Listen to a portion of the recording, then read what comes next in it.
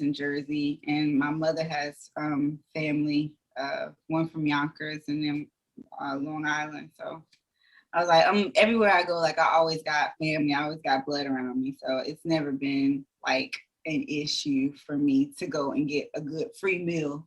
Girl Oh, gotta eat. Girl gotta eat. well, I'm actually in Maryland, so I'm Oh, what surprised that part? yeah, I'm surprised I hadn't run into you, but I worked all the time anyway during that or all the time period. And last year was the best worst thing to happen to a lot of people. So I Really? Why I you yeah. say that? Well, Do tell. I went through before I do that. Ladies and gentlemen, I am your Oh, host, the Land of a Legend, aka Big T.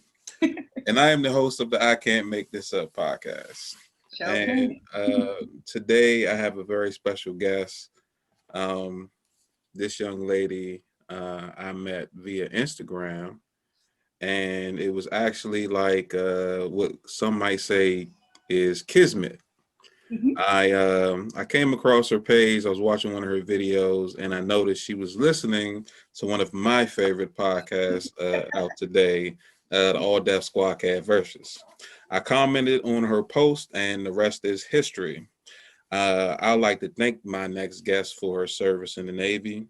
She's an Oakwood and Howard University graduate. She's also a dental hygienist and an implant care practitioner, something I have never heard before, but it sounds crazy and awesome at the same time. Give it up for Nicole Johnson.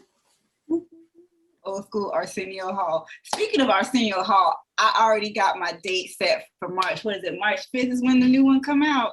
Yeah, Coming to, yes. yep, I'm gonna yep. have my flaming hot Cheetos and my drink. I ain't gonna tell you what I'll be drinking, but don't worry about all that. Just know that I will be with the libations. Hey, you and me both. It's a widely anticipated feature film. I say that. I saw the previews and I was dying. Like the previews, like the whole barbershop scene. I Hmm. saw that and I was like, I gotta be there. So yeah, so I'm here for it. But now back to you Back. know you like the full circle. Learning, growing, and all that. You said this past year. So um, let me rewind a little bit. So 29 no, yeah, 2019, I think it was. Um, I discovered the Righteous and Righteous podcast. And at that time I was looking for an idea on what I wanted to do with myself. Because I didn't want to work for my boss anymore. I got tired of being, treated like a number. And I came across that podcast and I was like, that's what I want to do. Mhm. And, I had all these ideas in my mind and I was like, I'm gonna figure out, how I'm gonna do it and, come up with a name and all that stuff. And then last year when there was nothing to do but go to work and go home, I was like, here's my opportunity. And I quit smoking. Word. Yeah. I, started my podcast. I started a clothing line, Hmm. and it's been, one succession after the other. And now I'm trying to, you know, go even further than that. My goal is to eventually, get a studio where I can create content and, bring in other, entertainers or podcasters and have a space for them to be able to work as well and, see what happens from there. Okay. Yeah. That sounds good. I think I was listening to the Righteous and Ratchet too before they Hmm. whatever happened, which is still up for whatever. But I must say, I do like the new one better. No shade to them, But I mean, like, how do you feel? I mean, I think you have the mix of, you have estrogen involved. And Mm, so, and I think because, I don't know, like they feed off each other well. They, you know, like, I don't know, like their chemistry. I'm not saying the chemistry before wasn't there, mm-hmm. but this, I like so much better. And I don't know if it's because they both have that very heavy Christian background. And so they bring that, even though, you know, she cusses, she does all that, she doesn't when she's with him, but they vibe so much better for some reason. So, but the other one was good, but I feel like this is better. Well, That's my personal opinion. in my opinion, Angel compliments Kevin's strong suit.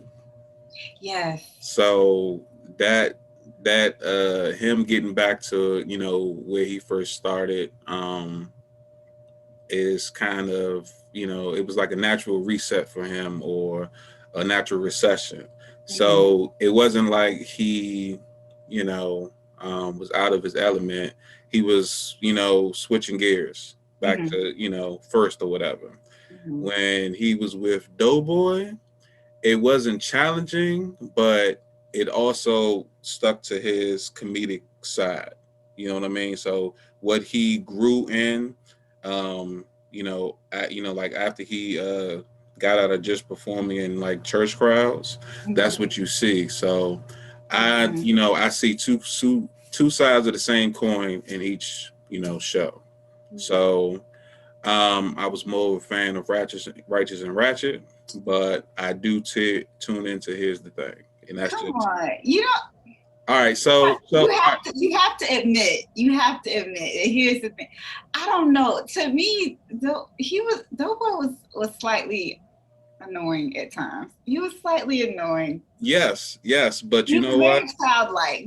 I mean, he's not a child, but sometimes he got very annoying. You could tell with Kevin's voice. Sometimes he was just like, "All right, Doughboy," like, Yeah, yeah, but like he was just playing along. that was him, unfiltered. That was who he actually was. Like so, Mm-hmm. Kevin wasn't going to say, I think you should be this way when we do the show. Mm-hmm. That's not authenticity. You know what I'm saying? So people was like, or people like me were very receptive to it because I understood because I have people like that in my life that, annoying me 65% of the time, but that other time, they make me laugh. So it's like that it balances out in its own little way. So I like the culture that they started, but you know, the fact that it ended, it happened for a reason. Certain things have to fall for others to rise, and I understand that. But whether they together or apart, they both still have a fan in me, and I think that whatever they do, I'm Look at you. Come on, loyalty. I see you. well. You know how it is when you find somebody that you rock with and That's true. you connect with on a level, and at the same time you find entertainment or you get a jewel or whatever from whatever they do. So Yeah, yeah. I have tuned into Doughboy's personal page, I guess, or whatever you want to call it. Sorry, it's like looking a little dark. Um, I have tuned in, and I think he's on his own journey as well. Like now, from what I see, which I think is good. Like there's a time and a place, a purpose, uh, a season, if you will, um, for everything. And I think it was just okay. I think he needed this time to grow into his own, so to speak. So I mean, he's doing his whole like weight loss thing. He's tracking that. He's doing whatever he is doing, and I mean, I hope he succeeds. I wonder what happened to Kevin's other show. I never finished listening to the whole reason why, like the one he used to do on Fridays, where he would do like listener letters. Dear Kev.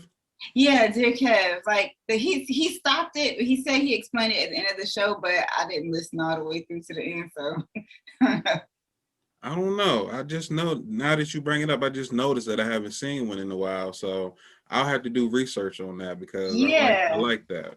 yeah. I was listening to it, and I think I had something. It had skipped forward or whatever. He was like, "Yeah, I'll explain it at the end." Well, I think it had to do something where he kept getting the same type of letters Mm-hmm. and something with he was always getting like stuff off the shade room, and like it was just the stuff he was getting just seemed a little bit too obnoxious. Like it didn't seem real, or maybe just people just got messed up lives really like that to where Mm-hmm. they calling in. I mean, sending these letters or not, but I was like, okay, and you haven't really seen him. I think he stopped at the end of the year because you haven't really seen too many of them Mm. this year. So Well, I've been getting letters myself, and really, yeah, I can't wait to release my responses to those. I think really, they yeah. gonna be on this one. This, oh, you gonna have like a whole separate like kind of section for it. Um, it's gonna have its own photo on YouTube. Okay, okay. Yeah. I'd be down to listen to that. Like I have a few, not I would say a lot of personal and like personal. I have people in my life that bring different things to me, Mm-hmm. and the my biggest thing this year was finding peace, like through everything, and that's why I did that on Instagram this morning that you saw. Was that like it's been such a rough year, but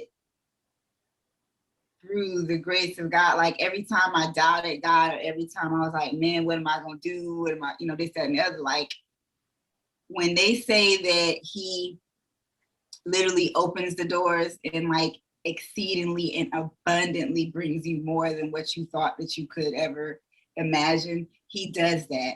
And so like I was what was I listening to?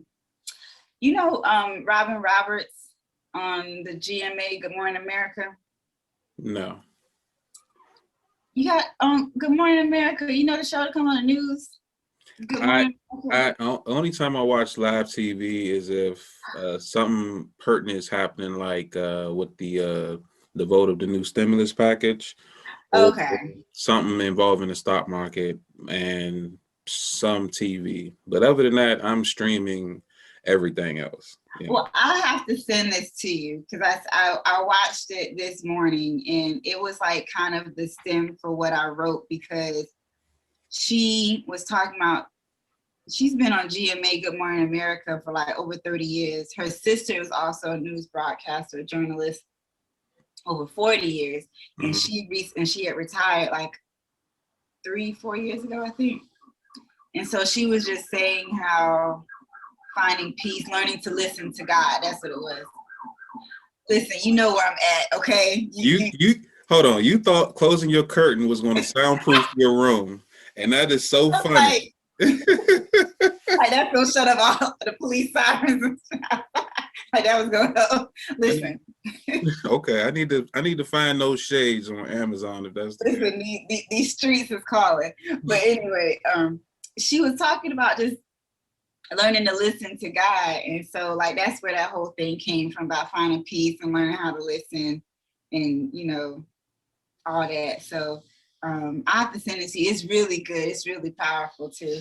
But yeah, that was been like my whole thing for this year. And my biggest dilemma has been like, and I'm pretty sure you can, ride with me on this one. Like you going down this pathway, you trying to have peace of mind, you trying to do good and everything like that. But then you got friends and family coming with nothing but like negativity all the time. And it may not necessarily be like you are involved, but it's just like, I got one girlfriend over here. It's like, girl, my man leaving me. It's like another friend over here. I can't stand these people at my job, and and it's like it's just constant negativity. And it's like I want to tell you, like, okay, I ain't Jesus. I can't help it. Just, my name is Nicole Johnson, and that's just, I can pray for you from my lips to God's ears, but that's all I got for you. I mean, we can go have a drink, and me, you, and Woodford Reserves can we can help you out on that, but that's literally all I got for you. Well, in, in my experience, I'm a Libra, right? Okay. So I don't like drama, and I don't like, too much overbearing happiness. Like, I like things to, be neutral, at least with, the company I'm within, right? Yeah. So at one point in my life, I felt like I was a therapist to a lot of my associates and friends. Yeah. I And feel you. it got to a point where I got tired of hearing the same story over and over again with different people involved in their lives. And I just said, for now on, you got to cash at me $5 every time you call me. Oh. Yeah, like, you run me my five, and then you can tell me whatever you want, and I'll give you the same response. And if the phone hangs up, that's another five. I'm sorry, Oh, you because got the prison phone. This is a 3-minute phone call, please. I mean, honestly though, because it's like, why ask me for advice if you're not going to take it? And then why don't you see your own insanity? Because you keep doing this and expecting this person to change or the situation to change. Mm-hmm. Well, first of all, my personal opinion when it comes to, the way certain women act when they're in relationships is, um, stop getting in your own way and stop creating your own pitfalls, because you need to love yourself before you Mm-hmm. can love somebody, and then you can recognize when someone really doesn't care about you. They only care about what you can do for them, and they don't have empathy for what they're putting you through. So I've said that 5 times this week to somebody. I'm like, you can't expect someone else to love you if you don't love yourself. Like, they can't see your self-worth. Like, if you can't for yourself, then how you gonna bring somebody else into that fold? Like, it's just words of wisdom, gems. yeah, and it falls on deaf ears when people don't care, or they don't realize that they got some other issues they need to work out before they get involved with anyone, or can even be a friend, really. Because if you messed up and you out here giving advice, you creating a population of yous, and yous ain't good. Yeah. In certain scenarios anyway, but Well, that's I me. have a lot of the what do you call it? One of my patients, which is funny because she's not even Black, but she's she's a psychologist, a doctor that I met in DC, and she's actually Asian. She's from California, but she recently moved to DC, and so she was coming to my office to get treatment. And she's like real cool, young Asian girl, beautiful. And she was just like she told me about Black therapy for Black girls, like different avenues for people, not only for African Americans, but for Asians, American Indians, just different cultures to find therapy. So she kind of introduced me to that on IG as well, like different therapy being catered, even to like for Black men. Somebody who's not even Black introduced me to that. So that's something that I recommend to like a lot of my girlfriends. I mean, even guys as well. Like, okay, there's this stigma in the Black community about seeking counseling or therapy. Like in the past, we've always used the church because it's free. Mm-hmm. We've always used the church as, go talk to the pastor, he'll help you with. There's only so much you can go talk to the pastor about. I mean, there's only so much you can share. Like the pastor, for one, is not able to prescribe you necessary meds if you need it for a chemical or mental imbalance that you may have. Like some people actually need medicine for depression and things like that.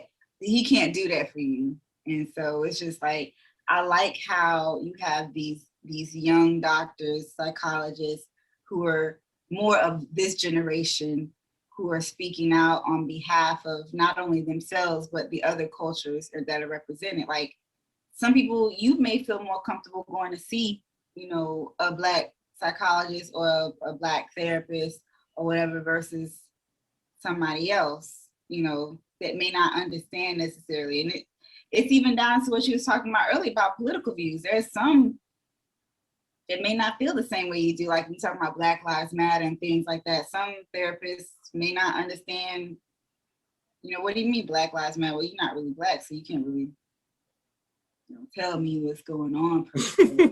You know, like, it's just, and they were talking about that on another podcast that I listened to, with the girl.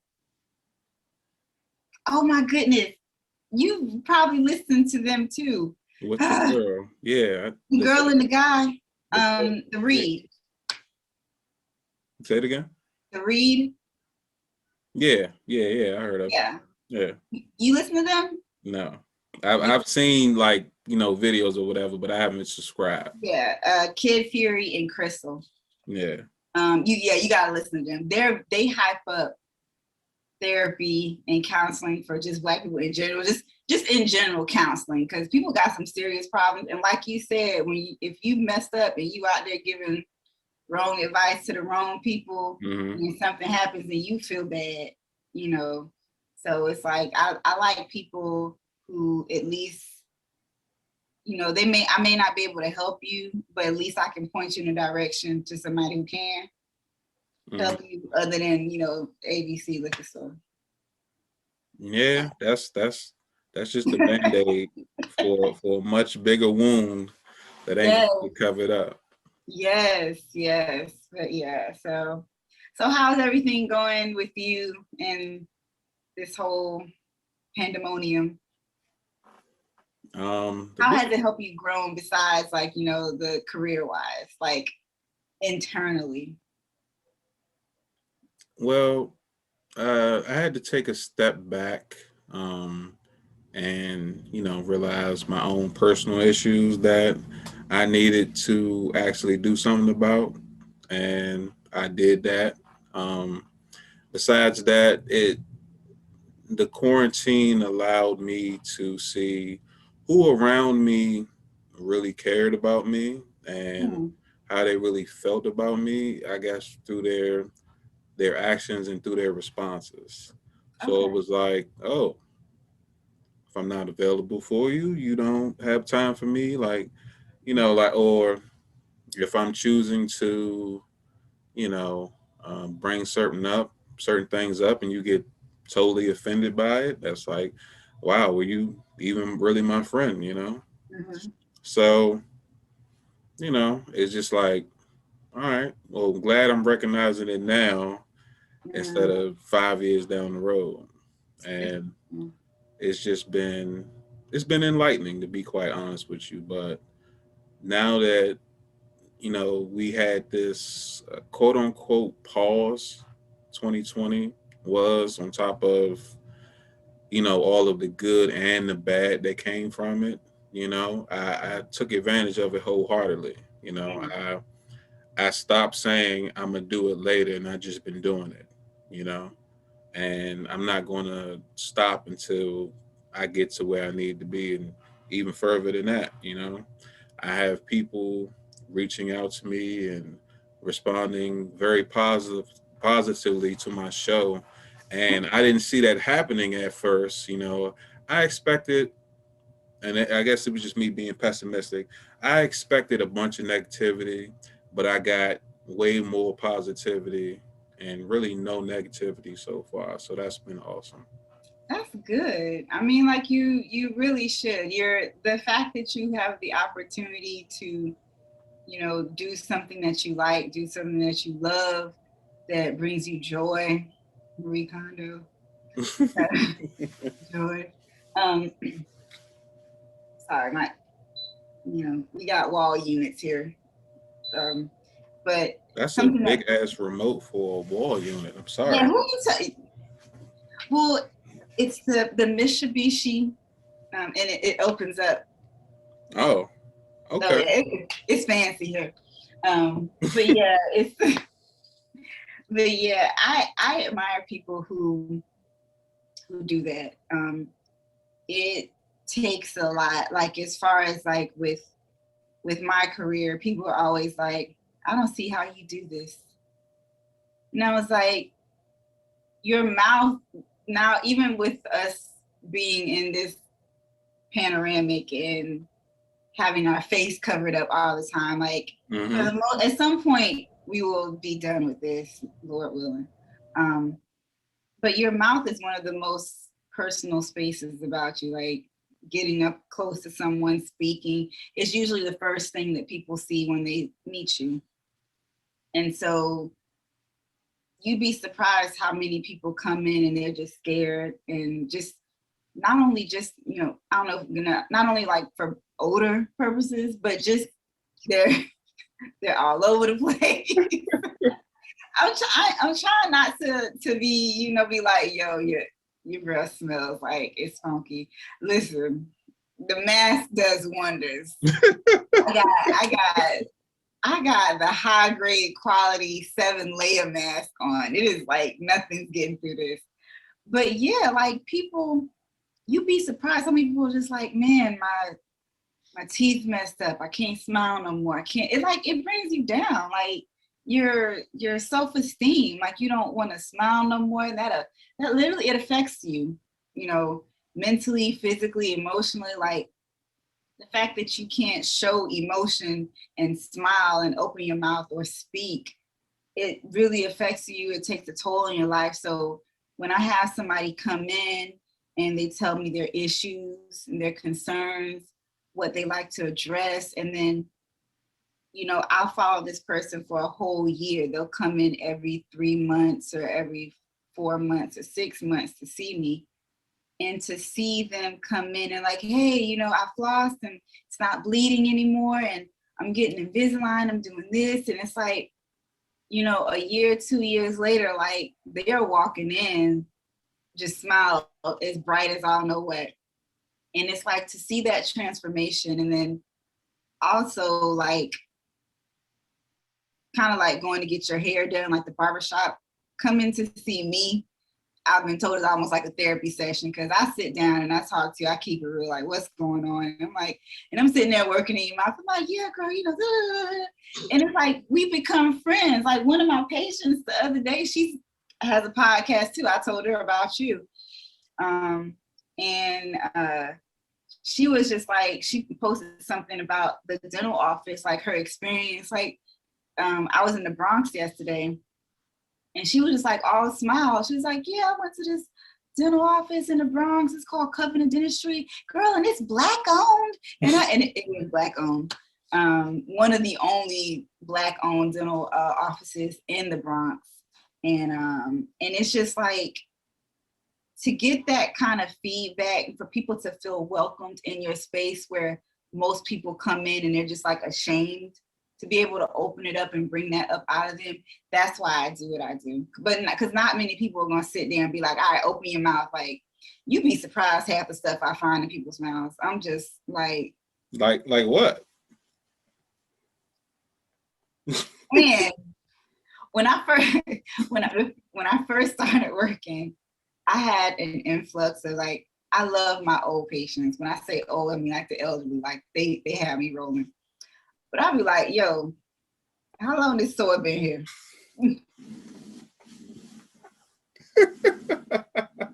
Now, with herpes simplex, you got 1 and 2.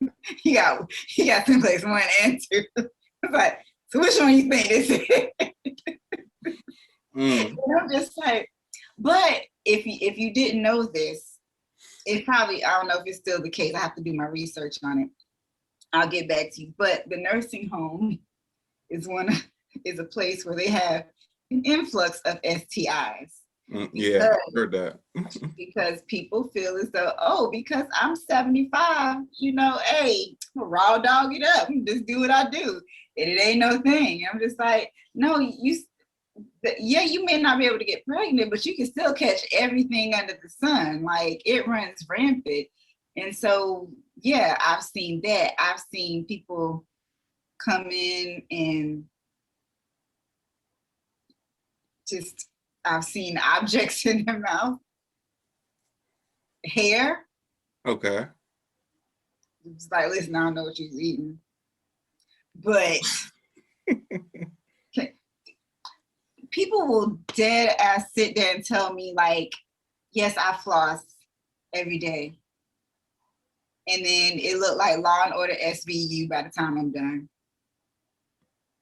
And it'd be like, I taste blood. I was like, yeah, it's a little in there.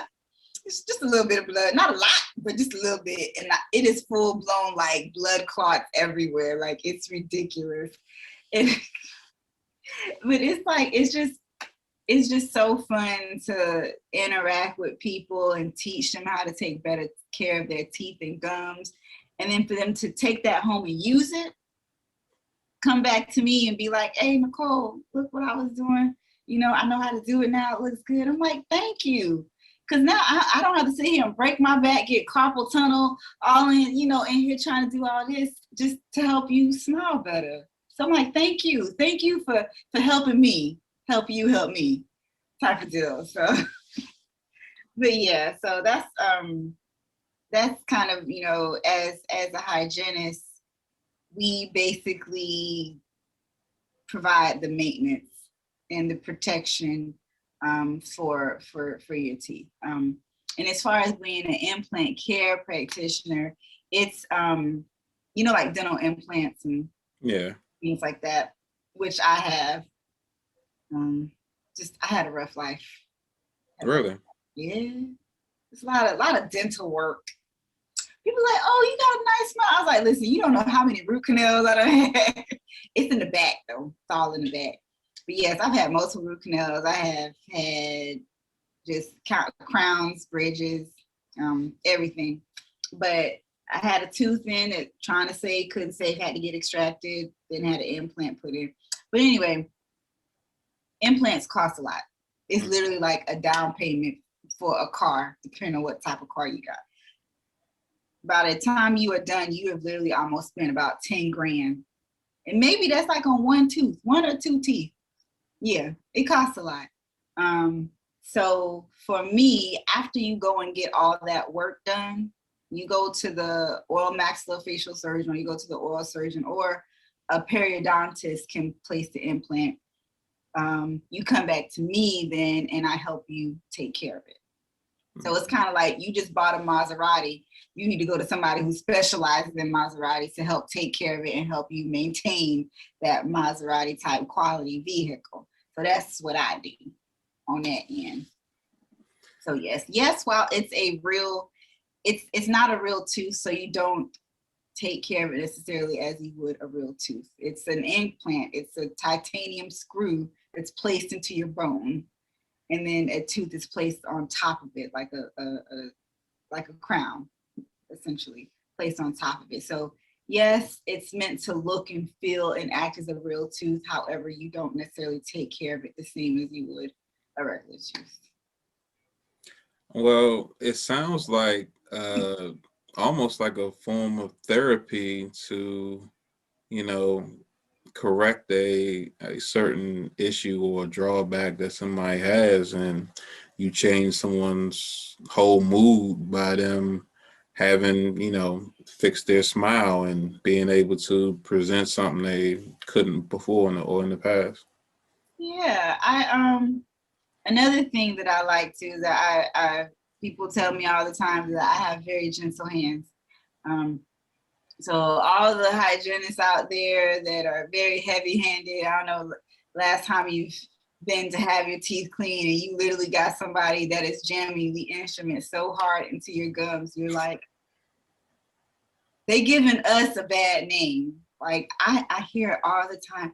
The last person to clean my teeth, it's just, it hurt. And I'm like, now there are some people that are like very like, okay, they're very, you know, like you tender-headed, the same way in your mouth. I'm just like, listen, I'm gonna have to give you, you know, local anesthesia or something like that. Cause I'm barely touching you. You like, I'm just like, and when I get like that to that point, I'm just like, listen, that where the gas at? Cause this is put this over your mouth and breathe. That's the only way I'm gonna get it done. But I credit that to, you know, when I was younger, I played the piano growing up. So my piano teacher was this old woman in the projects in Florida. Of course, everybody got an old woman in the projects that teach all the kids. And so she taught me how to play the piano. She's like, you always float your fingers. Like I ain't Kirk Franklin over here banging, but you know, you gently, you know, because I was playing in church, so you gently float. And so like that's come across with me with using my hands as far as this, because I'm not really a very heavy-handed individual. Mm-hmm. So my patients tend to like that a lot. And that's kind of been, if I can get your mouth clean and in pristine condition without causing you to pass out, then I consider that a win. And then, you know, being able to educate you on why you should do this. Like my biggest thing to get people to floss is, you know, imagine leaving fish in your car overnight during the summertime. What do you think it smells like? It's a hot environment. It's gonna smell like just straight, like, you know what. And I was like, well, imagine leaving stuff between your teeth overnight and it's moist and it's hot, smooth 98.6 degrees in there overnight. What do you think? Why do you think your breath smells in the morning? Usually that gets them to floss the next day. I'm like, if you want to roll over and have your partner smell, you know, your hotness first thing in the morning, then, you know, by all means. But me personally, I'd rather my partner not smell like flaming hot Cheetos when I turn over to greet said person. But you're the one eating the Cheetos. Listen, but I floss. Okay. I floss at night, so don't. And you know, I will say this: I'm not the best. I literally have, you know, practice what you preach. Basically, like I have to sit there and I have to just. I'll be in the bed listening to a podcast, watching the podcast, doing whatever, and I'm like, I need to get up and brush my teeth. Like I have to. Like it's just. And I even tell people, I'm like, floss in the shower, floss anywhere you want to. I never said when you had to. I just said you had to in at least a 24-hour period. Like I usually work with my patients. I usually tell them, hey, what's your routine? Because you got people who work at night. You know, you work the night shift, so your schedule might be off than a typical person who works like a 9 to 5. So how can we fit this in your schedule? Oh, you work at night? Well then here, you know, floss when you get home. If you're in the shower, do a quick little run through, do something that's gonna help. There's so many different tools that we can give you to help you take better care of your teeth at home. But that's where me talking and building a rapport with my patient comes into play. Like I get to know their routine, their lifestyle, and things like that. So I was like, well, you know, since you're a busy person, since you do this, since you do that, how would you feel about using these interdental brushes instead of flossing? Or my patients who are older, elderly, who have severe arthritis and they can't use these instruments all the time, we have tools for them as well. So getting to know my patient on a personal level helps me develop a better plan for them to take care of their teeth. So, you know, when they come back to see me, it's an easier process. And then if it doesn't work, we can try something else. But that's usually how I go about, treating my patients and making sure that their dental appointments are not bad. I've never had someone leave and say that was the worst cleaning I've ever had. Usually it's the best cleaning I've ever had. She was very gentle. She was kind. I be playing music, we're watching TV. Like I keep the vibe very good in my room. Except when you come in and I'm playing gospel music, that usually means don't leave me alone, don't talk to me. Like for real, for real. Like if you come in, like one of the owners comes in the office, he's like, oh, Nicole's playing church music in her room. That means she need the spirit right now. So it usually means somebody pissed me off and like I need the Lord. So don't bother me. Just let me do what I do. They So, know. so someone annoyed you, or they breath stunk so bad that you just was like, I need 15 minutes. I can't do it. Yeah. Mm-hmm. Okay. So let me ask you this: is your dental struggle over your lifetime, is that what made you go into this field? Nah, just fell into it. The military actually did. Okay. Um, I went to Oakwood University. I don't know if you ever heard of Oakwood University. It's a HBCU, you know, in Alabama, whatever. I did not want to go. I Okay. did not want to go. I hated it actually. I loathed the place. Why? You want the truth? Yes. This is an open platform. You can be as honest as you want. Just don't get yourself in trouble. Nah, it is what it is. Nah, cause I've already spoke to my mother about this, so she knows how I feel. She's like, you don't have to bring it up. I know, you know, I'm sorry, you know, whatever. But no, she very, you know, I grew up in a very religious household, and it was inevitable that like all the parents wanted their kids to go to Oakwood, you know, because it was like the mecca of Christianity for our church. It was just like, okay, you go there and but it's like, but I wanted to go to FAMU. And Okay. so my parents, mostly everybody in my family that's in the South graduated from FAMU. Both of my parents, they met there, got married. My father did ROTC. He went into the military as an infantry officer into the Army. He left and they went to Germany and stuff like that. So like I was trying to almost follow in my parents' footsteps. Like they had a great 5-year MBA program. Like, but my mother was like, it's too much like Sodom and Gomorrah at FAMU. I was like, well, you went there. She's like, well, that was before they started, you know, blah, blah, blah. I was like, all right. And you think sending me to a school where there's a bunch of PKs who are leaving home for the first time gonna be better? So yeah, it was pretty bad there. I literally served it out like it was a 4-year sentence. Wow. Like, yo, I'm going upstate for my 4-year bid type of deal. But that's like, I did not want to be there. If I was going to FAMU, I had a plan that what I was going to do. Like I had literally everything planned out, but just sending me someplace based on the sole fact that it's a Christian 7-day advanced institution and that's it. You could care less whether it had my degree or my program or anything, you know, my major. It was just the fact that it was a 7-day Adventist college. It was the HBCU, which is still up for debate. Yes, it is a HBCU. However, I didn't receive much HBCU training from there. I did not learn about the diaspora. I didn't learn about the Middle Passage, anything like that until I got to Howard, a true HBCU. And it's sad. It's sad. Now, I could tell you everything about the Bible and that history. I think because they feel as though, I don't know, Martin Luther King spoke there, that makes it HBCU. I mean, yeah. I mean, but it was okay. You live and you learn. I served my time there, did what I had to do.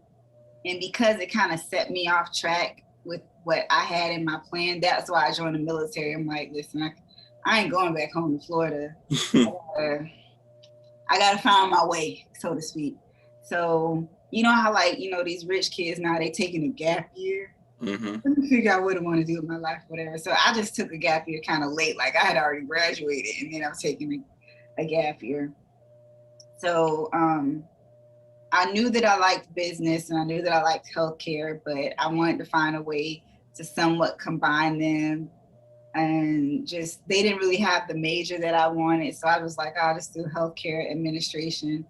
But anybody knows that when you do that, it's like to even get a job on that particular level, you then also have to go on and get your master's. And it's like, I don't know if I want to invest that much time and money in something that I'm not really sure of. And so that's when I went to the Navy. And in the Navy is where I started as a dental assistant. So, you know, you go to Chicago, and my mother did not want me to join the military. Most church mothers, they're like, oh, my baby, she's gonna go to G.I. Jane. And yeah, I had to cut off all my hair, and I've been bald ever since. But yes, went to Chicago, did my basic training, and from Chicago, I went to Texas. So the training for the dental school or dental med was like in Wichita Falls, Texas, which is like an hour outside of Dallas. It is the worst place ever. They told me that the Texas Chainsaw Massacre happened there. And I was like, I believe it. I believe it. No, for real. Like, you know, as a new recruit, I had just graduated. Like, you know, my uniform still looking crisp, you know, like just nice and crisp and clean. And they were like, I didn't know whether to believe it or not. So I never left base at all. Like, I'm not leaving nowhere, because what y'all not gonna do is kill this Black woman up here in the backwoods of Wichita Falls, Texas. No, that ain't gonna happen. So I left base once, and that was when I got my first tattoo. So that was the only time I left. From there, then I came back to DC, and then went to Quantico. That was my first duty station, was in Quantico. And since then, I have been in and out of the DMV area for a few years. And so then after I got out, I decided to go to the next level. I'm like, I really love this dental thing. And I was like, let me see what I can do. So I looked up another HBCU, and I was like, oh, Howard is right here. But Howard is, the dental hygiene program there at the dental school only accepts 10 students per year, 10, and you have hundreds that apply. I was like, you just gonna try this out and see and hope for the best. So I did that, and I got picked like first round. I had a killer resume. That's what it was. I had a killer resume. My in-person interview was on point and everything. So, and I really loved the vibe there at the university. So then after I graduated from that, I started practicing there. I got my license in DC. And then after a few years there, then I applied for my license here in New York, because you have to do it kind of like how nurses and doctors do it for each state, based on reciprocity, meaning like you have to have been working in your current state for at least 2 years to apply for your license to practice in New York. Now, each state is different, but usually that's how it goes. You can apply once they, you know, and they do background checks. Like DC is probably one of the hardest ones. Like they took my fingerprints, blood work. They do FBI and state background checks to get a license for any healthcare field in DC. It's one of the hardest because of that. And for one, the board only meets once a month, and God forbid if it falls on a holiday, and they only see so many license packets per session. So if you at the bottom, good luck on getting your license looked at some point during that year. But I was blessed because one of my patients at the dental school was on the board of the dental board for DC. And he said, when you graduate, after you pass your boards, I got a job for you. I said, all right. So I passed my boards, and I told him what was up. I ended up working for the chairman of said board. She called him up. She was like, did she pass everything? All right, go ahead and approve her license. I started working within a month.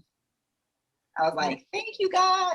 I didn't have to wait months and years like some people had to wait to get their license. I was very, very blessed. And she taught me a lot. Matter of fact, she's actually from New York too.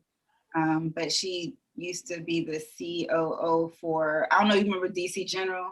Yeah. Yeah, so she used to be the COO for DC General before it closed. Okay. Yeah, so I worked for her straight out of school. So she's a wonderful, wonderful woman. And, you know, I kind of owe the beginning of my career to her because she really kind of helped, you know, open that door and kind of get me started. And ever since then, like, I kind of, you know, I fell and continue to fall more in love with it. Every day. Like every time I'm like, man, I'm tired of this or whatever, or I don't want to work at this office or, you know, whatever. I go in and one of my patients is just like, it's good to see you again, Nicole. How you doing? They're always asking about me. How's New York treating you? Blah, blah, blah. Like I said, like you build a rapport with your patients, like they actually care about you. I have people who email me or they send me gifts. So I had one lady, like she brought me some clothes from Dubai, like she's Pakistani, I think, but like they actually care. And that's what keeps me coming back, just like seeing what I do and how it affects the people that I come in contact with every day. That's what keeps me coming back. Like I keep doing the same thing, preaching good oral hygiene care. Because a lot of people don't know that your oral hygiene is the beginning of your digestive process. Mm-hmm. So it affects your entire body. It's just not your mouth. It affects your entire body. You talk about your TMJ muscles here. People have been clenching and grinding the hell out of their teeth since they've been stuck in quarantine. We have made so many night guards for people who literally are grinding their teeth down to this little nubs, like little nubs of teeth. If your teeth have no anatomy, you can't properly chew your food, which means you're not going to properly digest your food, which then can affect the rest of your body health-wise. So when I preach this to people, I'm just like, listen, you have to take this seriously. Like you have to, especially when you have underlying conditions as well, diabetes, hypertension. There's so many other issues that can contribute to that. So I really, really preach and make sure that I drive home how important it is to take care of your mouth in general. Take care of your mouth. You giving me big guest pastor energy right now. I'm just Wow. Guest pastor? yeah. Really? Guest pastor. Yeah. I mean, I get that sometimes. But um the COVID thing that you had mentioned in the email, um, around here, my biggest issue is that when I wear my mask a lot, I've actually had people here at the corner store or the bodega, what have you. They'll walk in, they won't have on a mask, but the guy behind the counter ain't gonna say nothing because if he says something, even though there's a big old sign on the door that says no mask, no entry, he's not gonna turn down money. Everybody hurting now. So it's like, but at the same time, is it worth you allowing people to walk into your store and possibly infect not only yourself, but everyone else? Because you want his, you know, $2 that bad for a lottery ticket or for whatever. And I've said something before and somebody came back and was like, what you gonna do? I was like, live. That's what I'm gonna do, I'm gonna live. Like, I mean, and I just, that kind of stuff just like, it annoys me. And then last night I had a conversation with someone about this whole vaccine. How do you feel? Let me get your insight. Mixed feelings about it. Okay. To be quite honest, someone near and dear to me caught COVID, and their instant response after coming out of the worst of it was, I'm taking the vaccine. And I assume it was out of fear of the feeling of being sicker than they ever been before. Yeah. So, you know, it made me think about, you know, like if a newborn was to come around me. And, in order to keep them safe, I would either have to keep my distance or put myself in a situation where I'm not going to get them sick and taking the vaccine. Me personally, I'm not against it, but I would want to do more research and see, like I wouldn't want to go in the first round. The second round, Mhm. maybe, but I'm not for, just blindly getting the vaccine because, it's supposed to automatically, save my life or prevent me from getting COVID. Well, I mean, you said a few good things.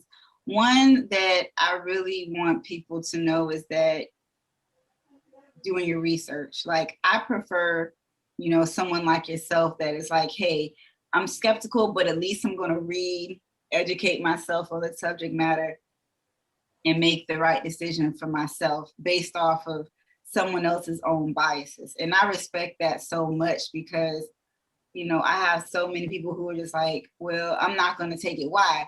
Well, the Tuskegee and this, that, and the other. I'm like, okay, so besides that, what else?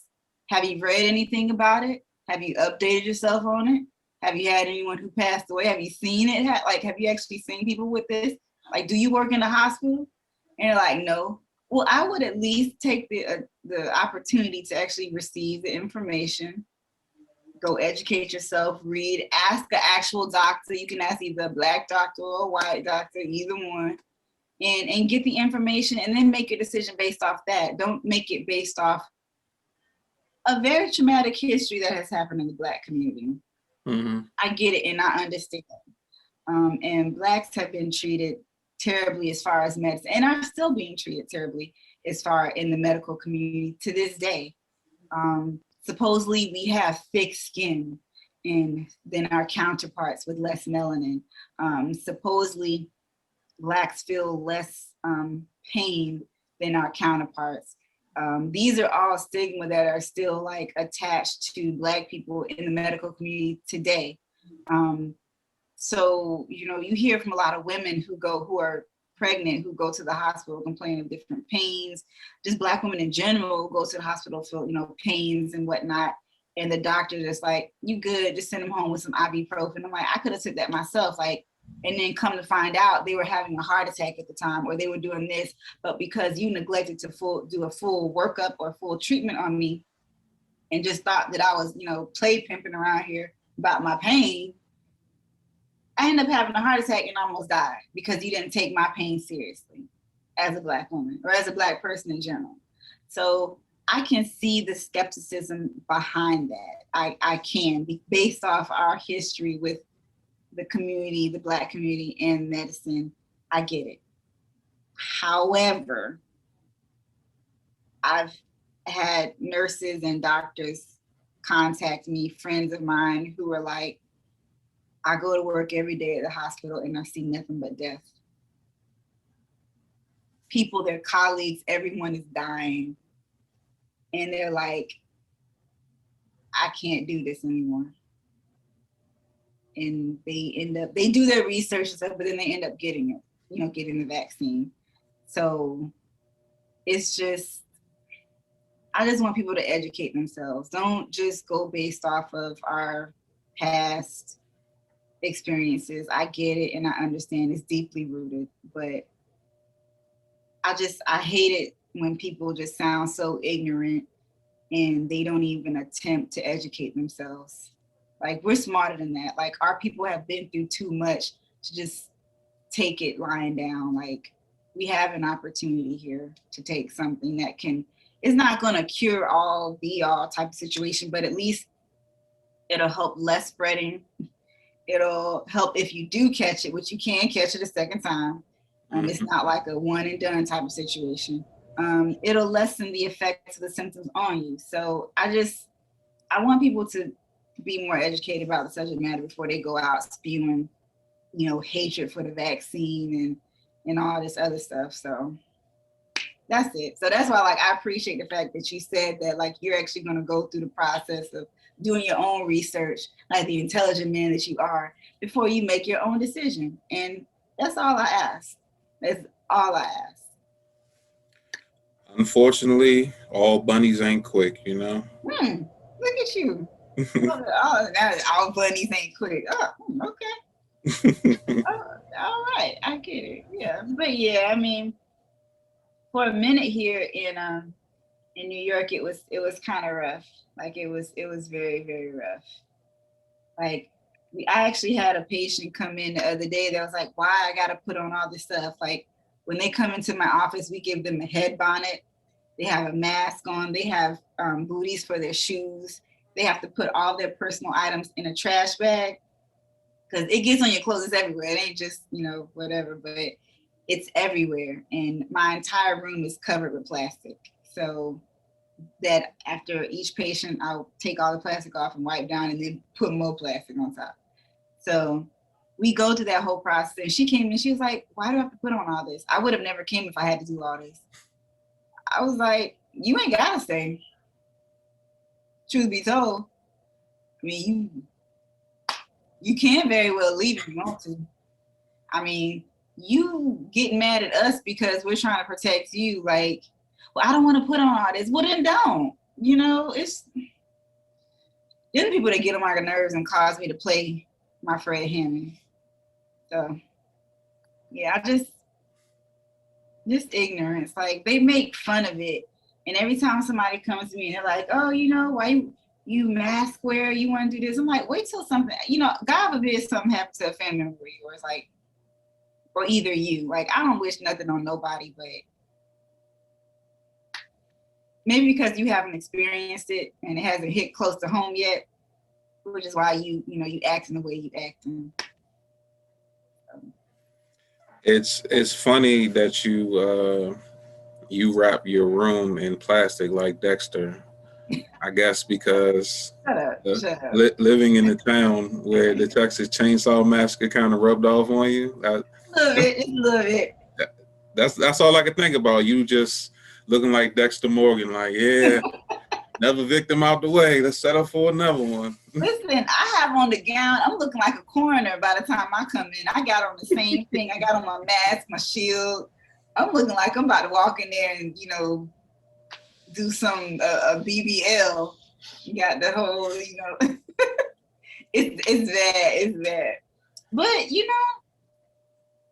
I have to protect myself. Like literally, the thing that you keep covered is what I'm sitting there and I'm like knee deep in your mouth. Like if anybody, people who work in the dental field are more at risk than anyone else because we literally put our face, hands, feet, neck, and everything else out there with your mouth wide open, and we're just in there just doing whatever. And the instruments that we use spew water and particles into the air. We have suction vacuums in the room now, but it's like what we use creates aerosols, the very same reason why you're wearing a mask. So we have to protect ourselves. But the good thing is that the dental community has been one of the least infected because our standard of care and how we've protected ourselves even before COVID has always been high. We sterilize. I'm not saying at the hospital, the medical, that they do whatever, but in the dental community, we make sure that we are gloved up, everything is wiped down. We have masks on 24/7. And it's been like that since day one, which is why in the dental community, our numbers have been so low and our patient care and quality has been so high. So I give that to all of my friends, families, and those out there who work in the dental community. Like, thank you for putting our jobs, just first and foremost, and making us, appear and look and be the forefront of how we're going to face this thing head on. Because it's not over yet. It's not done. That was a subtle way of shitting on other medical practitioners, but hey, it is what it is. That's just the numbers. Listen, numbers don't lie, right? Numbers don't lie. What? Come again? So let me ask you this. So when you were in DC, How was the nightlife for you? I'm a bit of a loner, but I didn't really okay. I've never really been to a club. I have to be